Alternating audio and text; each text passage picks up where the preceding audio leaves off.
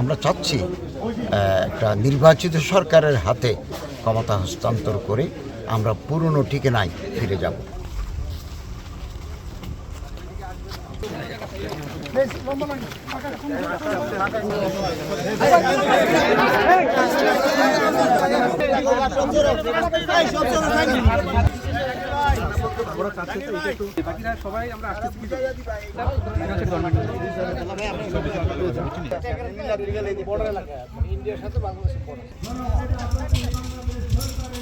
সরকার নির্বাচনের একটা road map ঘোষণা করেছেন এবং ইলেকশন কমিশন ওই রোড ম্যাপ অনুযায়ী বাকি কাজগুলো সম্পন্ন করবে।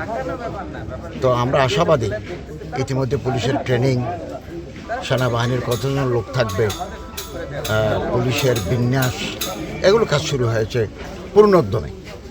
তো আমাদের প্রত্যাশা আমরা ঘোষিত সময়ে তারিখে আমরা জাতীয় নির্বাচন সম্পন্ন করতে পারব।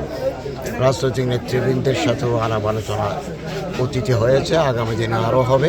আমরা আশাবাদী আগামী ফেব্রুয়ারি মাসে একটা সুষ্ঠু, অবাধ, নিরপেক্ষ নির্বাচন একেবারে উৎসাহ উদ্দীপনার মধ্য দিয়ে অনুষ্ঠিত হবে। এই প্রস্তুতি সরকারের আছে এবং আইনশৃঙ্খলা রক্ষাকারী বাহিনীও সাথে থাকবে, স্ট্রাইকিং ফোর্স থাকবে এবং আমাদের সরকারি কর্মকর্তারাও থাকবেন।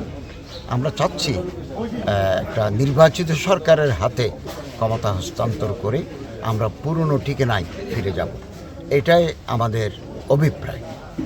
সাম্প্রদায়িক দাঙ্গা কিংবা সাম্প্রদায়িক দাঙ্গার তো আমরা কোনো লক্ষণ দেখি না। সাম্প্রদায়িক দাঙ্গা হওয়ার কোনো পরিস্থিতি এখন নাই এবং মানুষের মধ্যে সচেতনতা আসছে। এটা নির্বাচন হবে, সাম্প্রদায়িক দাঙ্গা হবে কেন? এটা তো এরকম কোনো পরিস্থিতি তো এই মুহূর্তে আমাদের দেশে নাই, এটা হবে না। যারা বিভিন্ন ধর্মের নেতৃবৃন্দ আছেন, সনাতন ধর্ম, বৌদ্ধ ধর্ম, খ্রিস্টান ধর্ম, ইসলাম ধর্ম, আমরা মুরব্বীদেরকে, সম্মানিত ব্যক্তিদেরকে অনুরোধ করব যাতে শান্তি শৃঙ্খলা বজায় রাখার ক্ষেত্রে ওনারা উদ্যোগে ভূমিকা নেন।